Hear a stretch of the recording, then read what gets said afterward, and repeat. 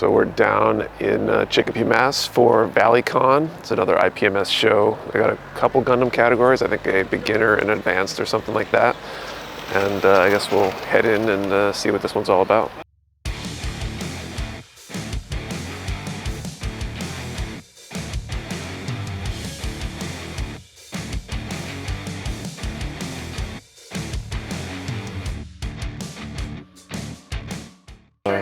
Yes, down here. All right. I like those manila folders because they usually have paperwork in it. Yeah, It's already trying to be most of the way prepared at least.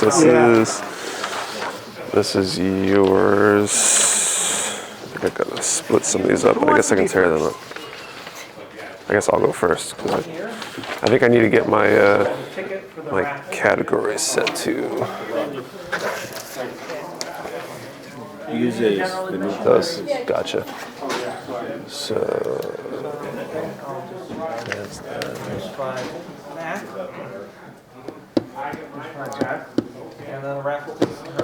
I don't know if you would know. So one of my models is not technically a Gundam class. Like it's not technically Gundam, but it's in that kind of mecha genre. Would it be sci-fi then? Maybe. Okay, put it on the sci-fi, and if the judges feel it should be elsewhere, sci-fi is 2.3. Okay. If judges think it should be somewhere else, they will make the adjustment on these sheets anyway and move them on.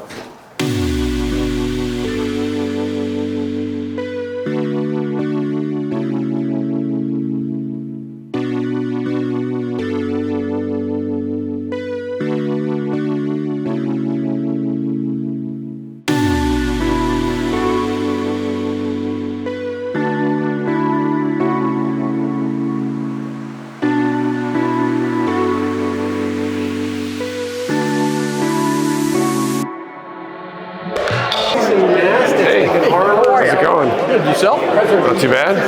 Nice to see you down here. Yeah, thanks. How long's the drive? 2 hours.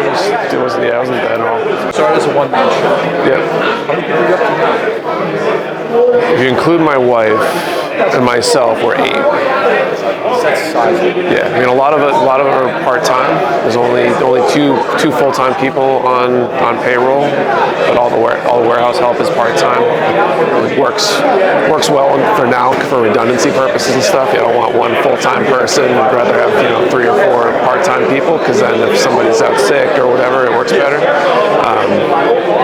But yeah, it's big, and it's nice to have that ability to flex up and say, hey, we got a crazy weekend. We've got the Virtue shipment in back in early March, and it was 7 pallets worth of stuff. We broke it down in an afternoon and got it all the pre-orders shipped out the next morning.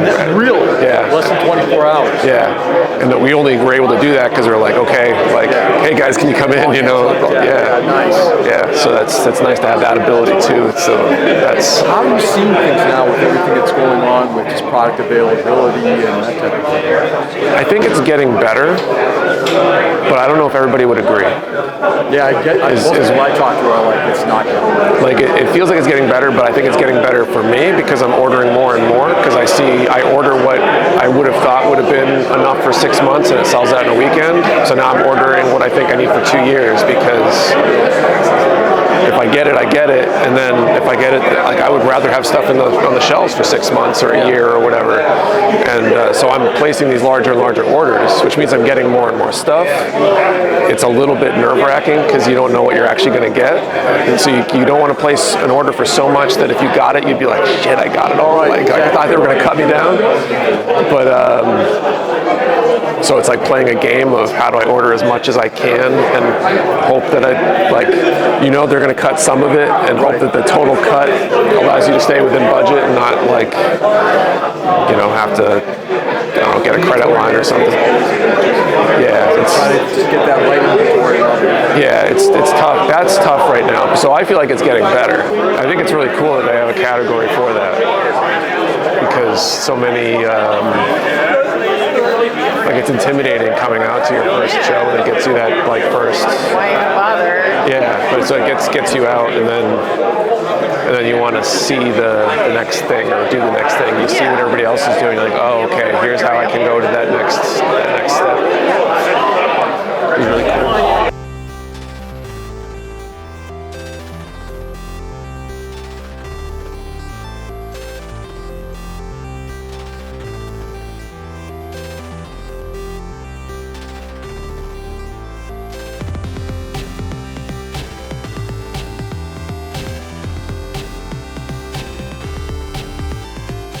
talking to me, Don. Sure, So absolutely. you're the head judge for the event here? I am, yes. Awesome. I've been the head judge for Wings and Wheels for 15 plus years. Wow. That's a long time. Too long.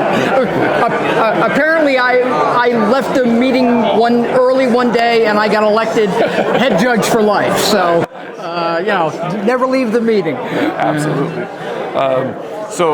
So like I was telling you before we started the Yes. interview, we're big into the whole Gundam thing, so it's awesome to see this huge turnout for the Gundam kits, and I'm especially interested because I think there are so many people getting into the hobby because of the Gundam stuff. Yes. And getting them out to a show like this. I love what you guys are doing with having a beginner, like, out of the box category. Yes. So can you tell me a little bit about like how you guys are separating that, what you guys are looking for judging, and how that came about even? Because Obviously, the Gundam area is an area that's new to almost all of us. Yeah, sure. Again, we've got a lot of gray hair.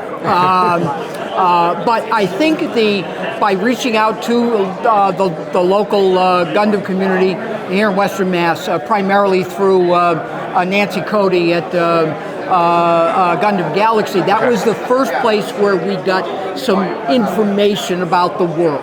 Sure. And for us, the easiest level to begin to make a demarcation was, in one way, painted versus unpainted. Sure. Add-ons and modifications versus more of a straight build. Right. And a situation of knowing, understanding, learning about the different levels in the gunpla world. Sure. The lower levels versus the much more advanced levels. Absolutely. So we started there. Yeah. And we basically did we've got one category that's beginner and more or less out of box, and we're a little squishy on that because it continues to evolve as to what that really means. Absolutely. The second category is what we'll call advanced, and what we're looking for is either A, kits with modifications Sure. and alterations, Sure. and or the really advanced kits and advanced work on it, painting, decals are painted on as opposed to the stickers. That those enhanced levels of model making. Yeah, absolutely. I think it's great because it helps get people that might be newer into it. It gives them a reason to come out and not be intimidated as much by all the hardcore stuff. From our perspective, apparently we seem to think that there's also a connection, even via the Machine and Krieger world, which is not, certainly grew out of armor. Right. So it's not like you've got to make a huge jump to the unknown. I think some of our modelers some of our members are beginning to move in those types of directions. Absolutely. And obviously in the gunpla world, there's all manner of involvement, and from the comical to the, amazingly detailed. Yeah, absolutely. So it looks like you can plug in a host of different areas. Sure. Obviously, the Bandai Star Wars stuff is also kind of a pathway into that world as well. Yeah, definitely. And there's no question that is both excellent model making and very popular with people. Right. Yeah, So, absolutely. And then the one other thing I wanted to ask you about is this open judging system that Yes. you guys have, because that's something that I haven't seen yet, and I think that's kind of novel too. And curious. Fundamentally, the term open system comes from the figure world. Okay. Okay, this was a system that was developed. Shepard Payne gets most of the credit for at least being kind of the father of the open system, although lots of contributors.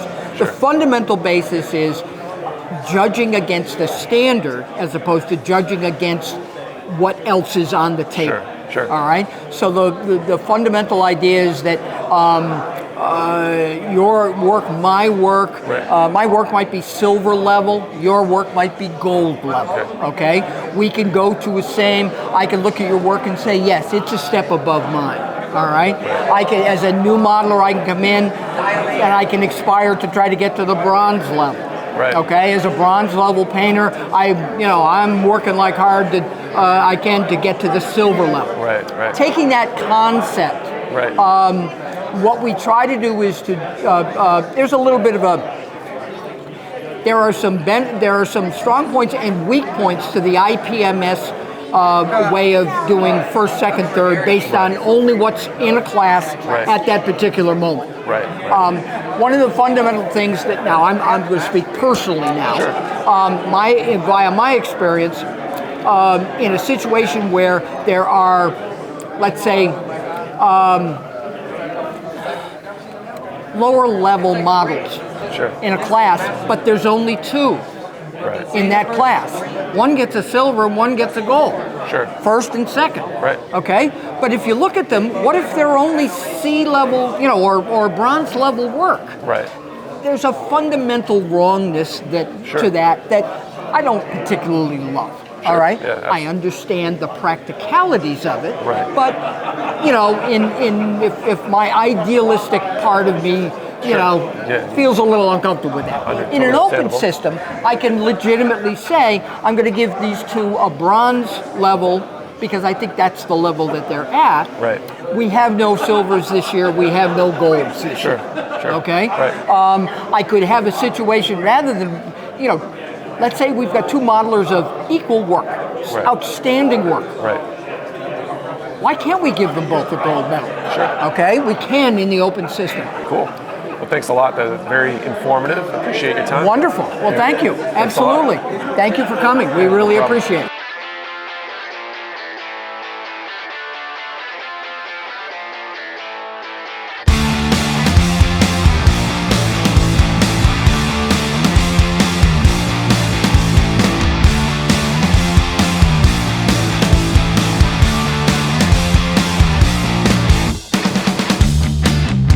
So I'm here with, you said, Matt Wayne? Ray, R-A-Y. R-A-Y, sorry. The background noise in here is just enough to make it hard. Ray, Mad Murphy, you said? Mad Murphy 0805. Mad Murphy 0805 on Instagram. So, how's it going? Pretty good. Really great turnout today at the show. Absolutely, yeah. Really amazing models on display. Definitely, some really good stuff. So, how many IPMS events have you been to? How long have you been doing this, like competitively, so to speak? I started when I was around 14 years old. Started in the junior category and slowly Nice. worked my way through. Awesome.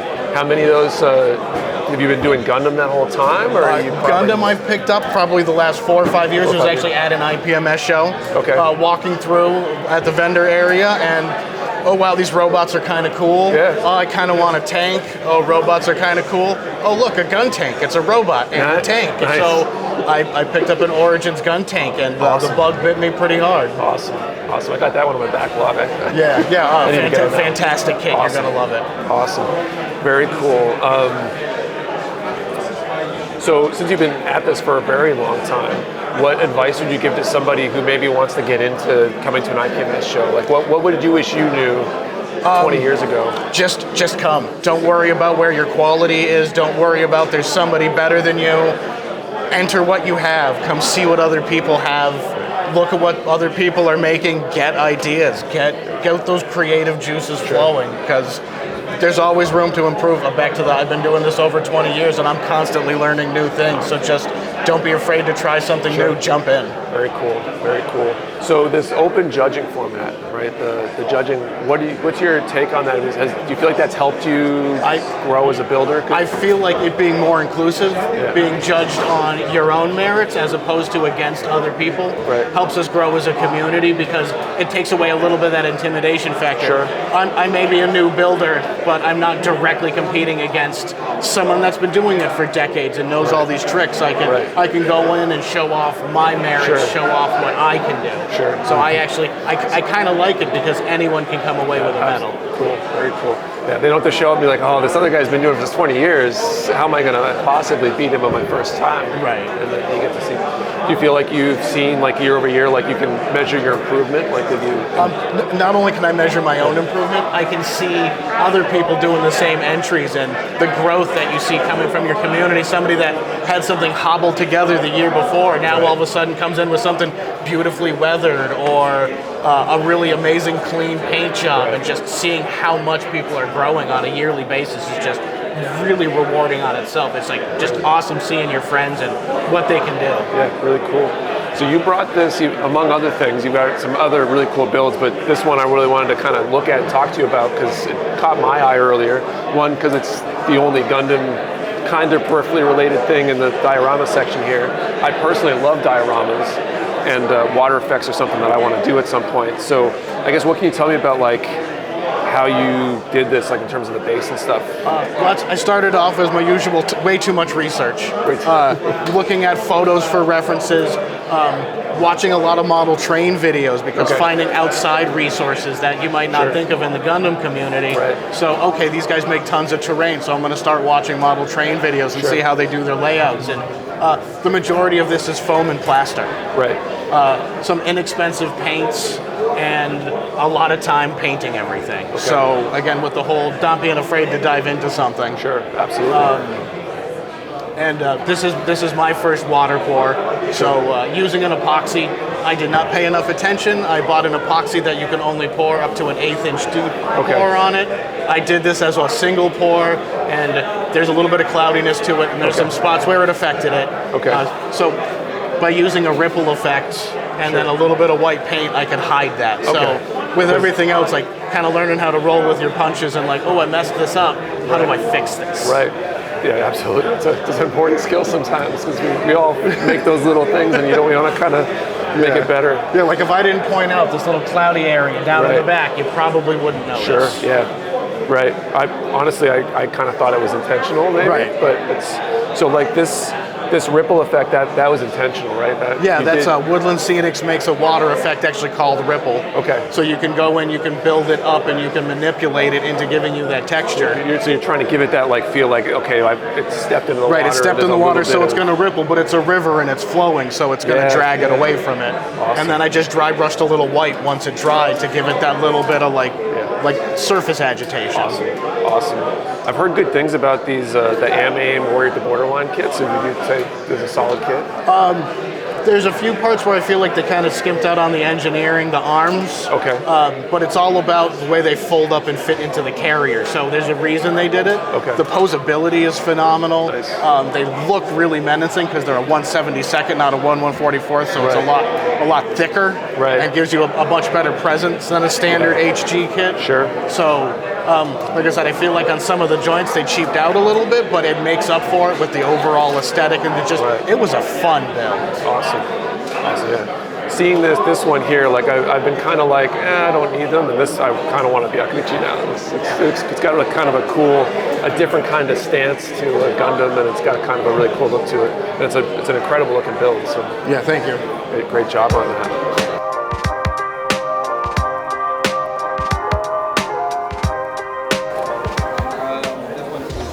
What I saw. You catch my shock face. Oh yeah, it is.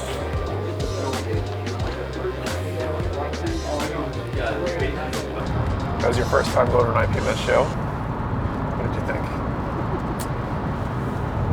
I wasn't really sure what to expect, so I don't know. I guess it went as well as could have been expected. It was interesting to see lots of different kinds of builds, different levels of what people have done to their builds and stuff, and even like outside of the Gundam stuff, that was all really interesting to just see different techniques and